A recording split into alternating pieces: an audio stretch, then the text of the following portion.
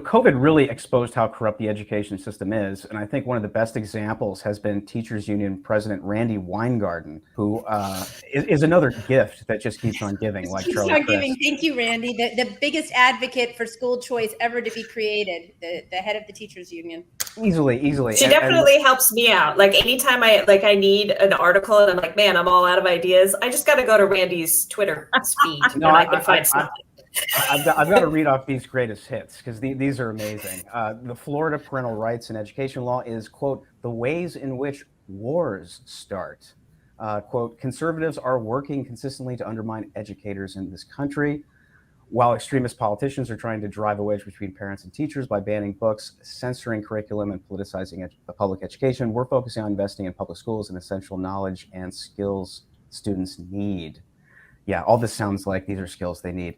And then you have the NEA supporting curriculum, which supports, the kneeling during the national anthem, along with some really wacky books which are described as diversity selections. Is this blatant politicization against right of center parents? I would say probably all parents, not even just right of center parents.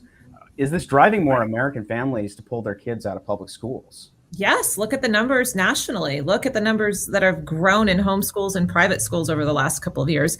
She's the worst thing to ever happen to public education. I think, on our social media all through COVID, we just kept saying another union trying to destroy public education. It doesn't make any sense, their comments and the things that they do.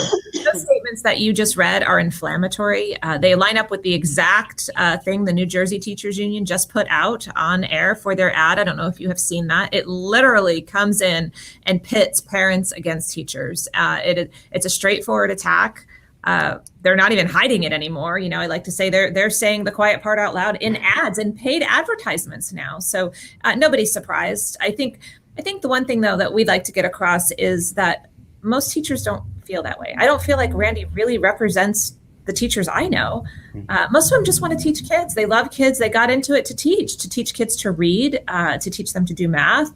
They didn't get into it to try to raise social justice warriors. They didn't get into it to put a wedge between parents and children. And so we just need to get that message out better to teachers that don't want to be part of the union and let them know there's other options out there.